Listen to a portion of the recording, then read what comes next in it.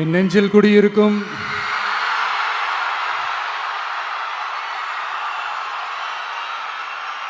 கரூர் சொந்தங்கள், உங்கள் அனைவருக்கும் என்னுடைய வணக்கம்.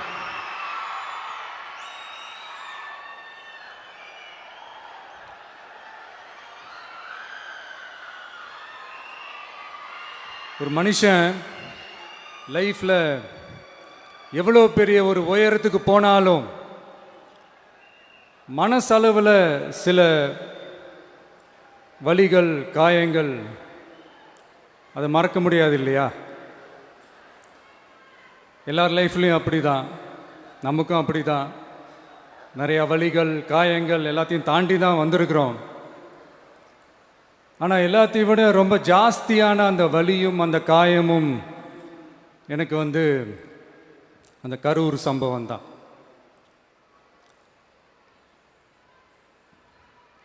மக்களை சந்திக்கணும், மக்கள் பிரச்சனைகளை எடுத்து பேசணும். அதுக்காக தான் அந்த மக்கள் சந்திப்பு பயணத்தை தொடங்கி திருச்சி, அரியலூர், நாகப்பட்டினம், திருவாரூர், நாமக்கல், கரூர் அப்படின்னு சொல்லிட்டு போயிட்டுருந்தோம். அரியலூரில் அந்த மீட்டிங் முடிச்சுட்டு பெரம்பலூர் போகிறதுக்கு முன்னாடி அந்த பெரம்பலூர் போலீஸ் எங்களை அலர்ட் பண்ணாங்க. சரிங்க, கூட்டம் கொஞ்சம் ஜாஸ்தியாக இருக்குது, லேட் ஆகிடுச்சு, வராதிங்க அப்படின்ட்டு. So we had no choice. Police சொன்னால் நம்ம அதை ஒபே பண்ணி தானே ஆகணும். அதே நேரத்தில் பெரம்பலூர் மக்களோட அந்த சேஃப்டியும் மைண்டில் எடுத்துக்கிட்டு ஒரு மன வலியோடவே திரும்ப போயிட்டோம். அதுக்கப்புறம் பெரம்பலூர் தொகுதி மக்களுக்கு மன்னிப்பும் கேட்டோம். அதே மாதிரி நாமக்கல் அந்த மீட்டிங் முடிச்சுட்டு கரூர் வரும்போது அந்த கரூர் போலீஸ் எங்களை அலர்ட் பண்ணியிருக்கலாம்ல.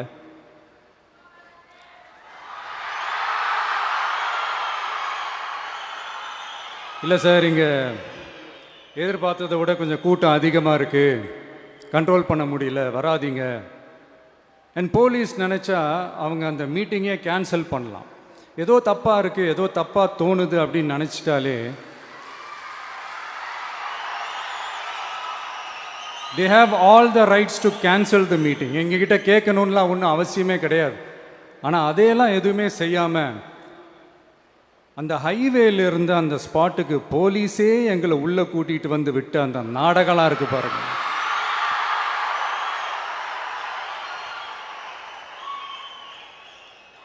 நம்பிட்டேங்க, முழுசாக நம்பிட்டேன். அன்னைக்கு இருந்த அந்த கரூர் போலீஸ் பேசும்போது தேங்க்ஸ்லாம் சொன்னேன் அவங்களுக்கு. எனக்கு தெரியாது இப்படி ஒரு நாடகம் நடக்கும். இதுக்கெல்லாம் யார் காரணம்? இதெல்லாம் யார் சொல்லி செஞ்சது? இப்படி பண்ணுங்க, அப்படி பண்ணுங்க, சப்போஸ் அப்படி நடந்தா இப்படி பண்ணுங்க, சப்போஸ் இப்படி நடந்தா இந்த மாதிரி இன்ஸ்ட்ரக்ஷன்ஸ்லாம் கொடுத்து அந்த ப்ரெஷர் போடுறது யார்?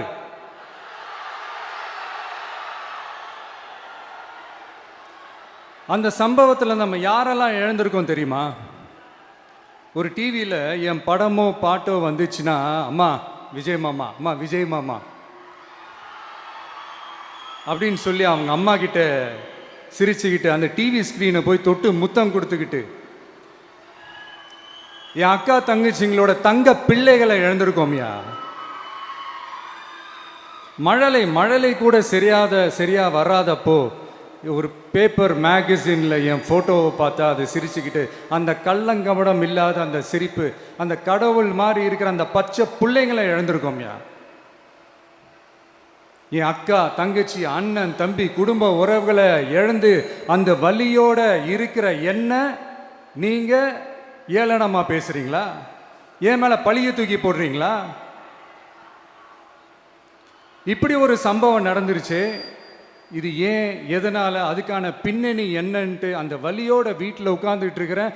ஓடி ஒளிஞ்சிட்டான்னு வர சொல்கிறீங்களா? வாயின்னு முன்ன இருந்தா என்ன வேணாலும் பேசுவீங்களா?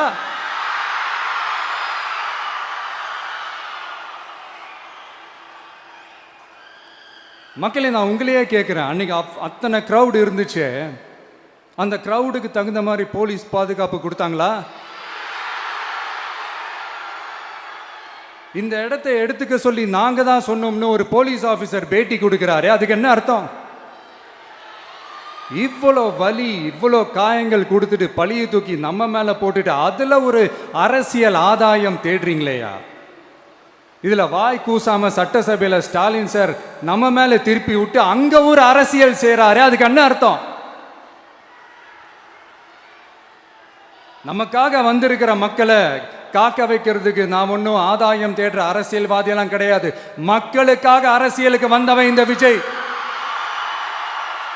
எனக்காக எல்லாமும் கொடுத்த என் மக்களுக்காக எல்லாத்தையும் விட்டுட்டு மக்களுக்காக மட்டுமே அரசியலுக்கு வந்தவன் இந்த விஜய். அவங்களுக்காக நன்றி கடன் செலுத்துறதுக்காக மட்டுமே அரசியலுக்கு வந்தவன் இந்த விஜய். உங்களுக்கு தான் இந்த விஜயை பத்தி நல்லா தெரியுமே. ஆனா நம்ம எல்லாருக்குமே இத்தனை வலிகள் காயங்கள் கொடுத்தவங்களுக்கு இந்த 2026 தேர்தலில் தக்க பதிலடி கொடுத்துட்டீங்க. ஆனா அது மட்டுமே பத்தாது மக்களே, அது மட்டுமே பத்தாது. காலகாலத்துக்கும் எழுந்திருக்கவே முடியாத அளவுக்கு நிரந்தரமான ஒரு பதிலடியை நீங்க கொடுத்துக்கிட்டே இருக்கணும்.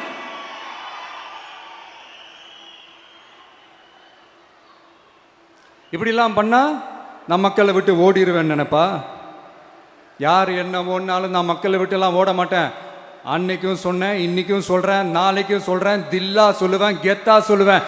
பணமா ஜனமா அப்படின்னு கேட்டா என் ஜனம் தான் எனக்கு முக்கியம்.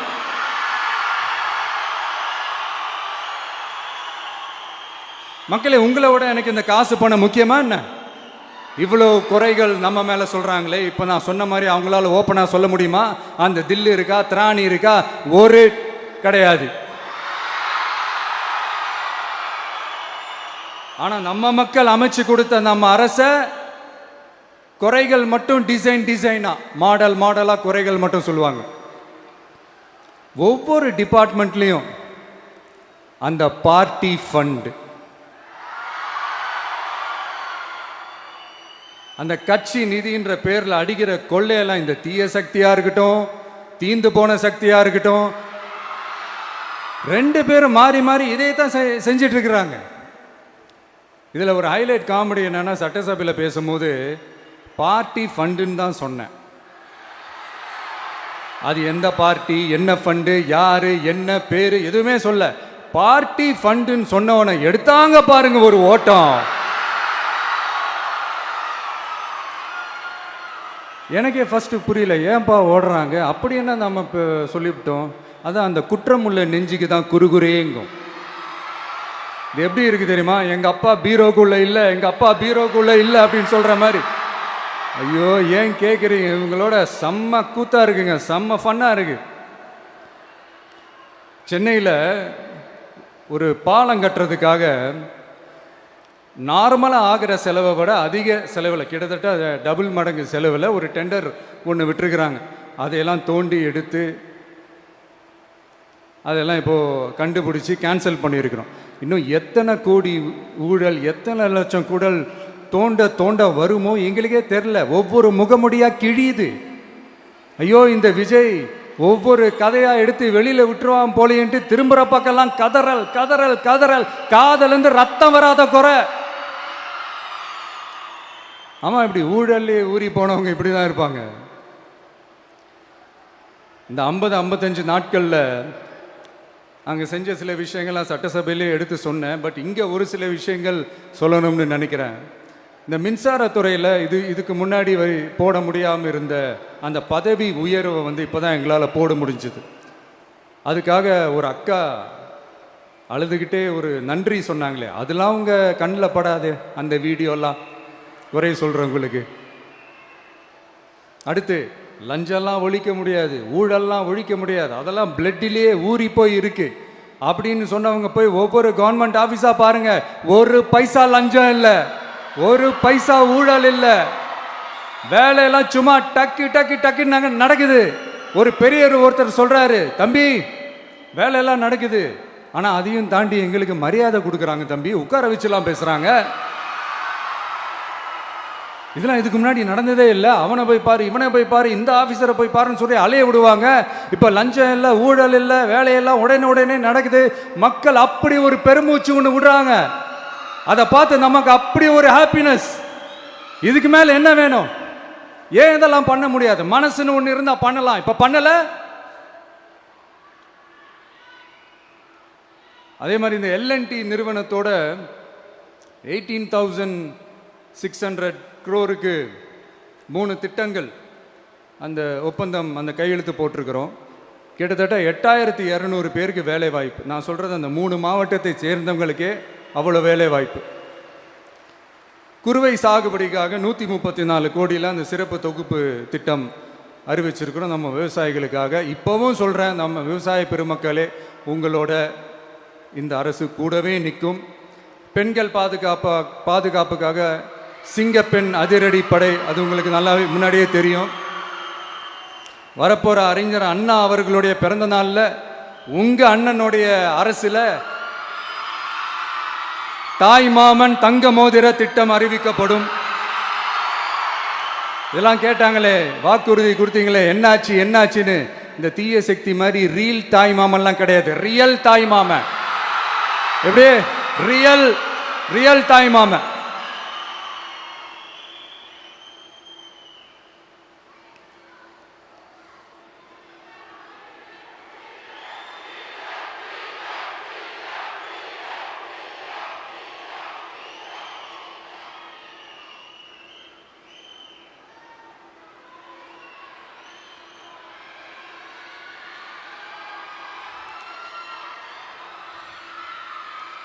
இந்த தீய சக்தியை பற்றி, அவங்க நிர்வாகத்தை பற்றி ஒரு வெள்ளை அறிக்கையை ஒன்று வெளியிட்டோம்ல, அது ஷார்ட் அண்ட் ஸ்வீட்டாக சொல்லணுன்னா, ஒரு ஓட்ட பாத்திரத்துக்குள்ளே தண்ணி ஊற்றிக்கிட்டே இருந்திருக்கிறாங்க.